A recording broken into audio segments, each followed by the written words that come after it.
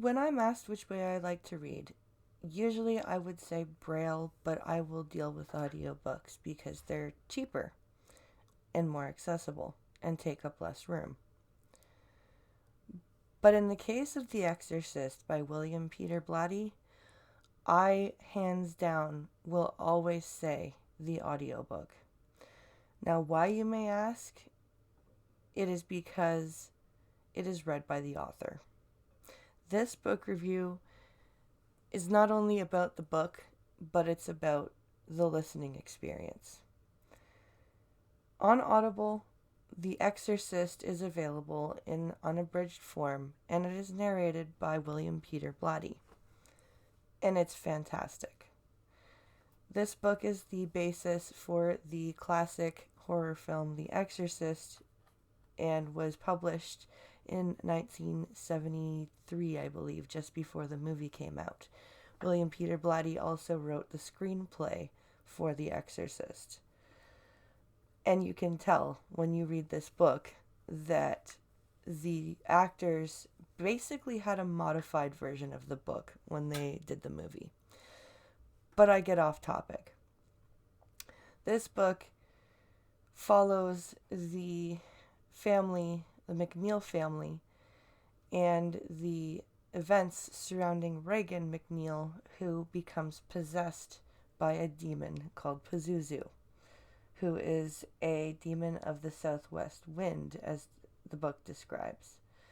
And this demon tears apart this family, and it is up to Father Damien Karras to determine whether or not she is possessed and whether or not she merits an exorcism. And the exorcist, of course, is Father Merrin. Now, why this book is so good, and why it's so good because it's read by the author, is not only is it a horror book, but it's a drama. It's a suspense, and it's a psychological thriller. There are very few openly blatant horror scenes in this book, just like the movie. It's all psychological build-up.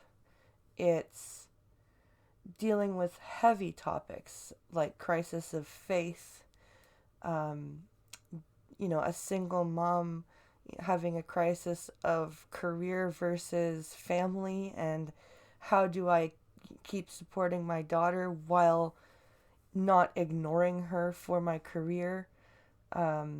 It's the topic of good versus evil, and it handles all of those topics exceedingly well.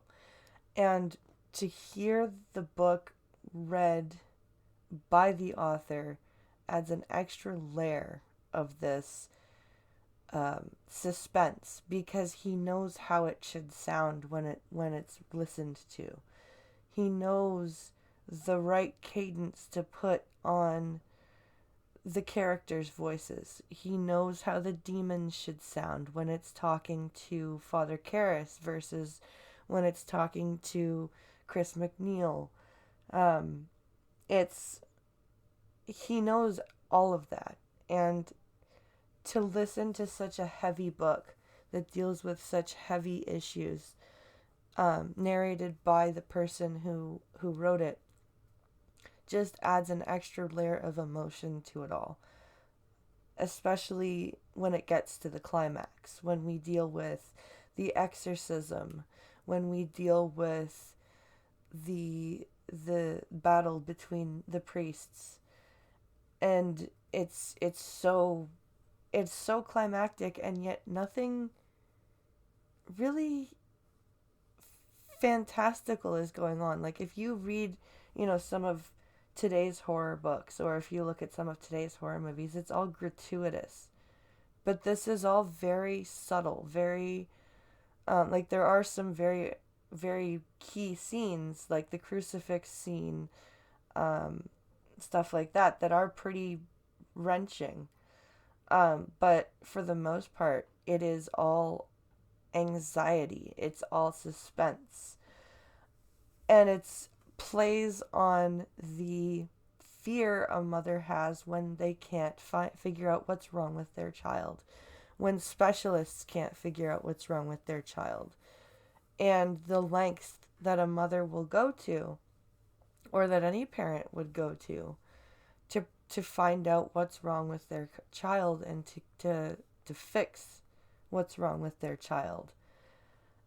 Interwoven with that is the battle of Karras's faith that he is having, and how through trying to save Regan, he finds his faith in God, and through his sacrifice of, spoilers for anyone who hasn't seen the movie or read the book, his final sacrifice at the end for, sacrificing himself to the demon to save Regan, is the highest act of faith, to trust that his God would save him, to trust that there could possibly be he could just possibly be dragging himself to hell in order to save a little girl.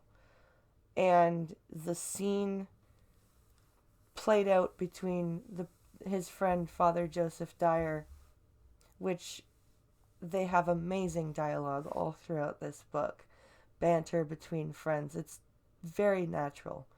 But the scene at the end when Father Dyer gives his last rites, you can hear the catch in Wiliam Peter Blatty's voice when he's reading Father Dyer's part. And it's just, I'm not going to lie, I cried today when I was listening to it at the end. And I honestly forgot how emotional this book was. It's not just a horror book. It is an emotional ride.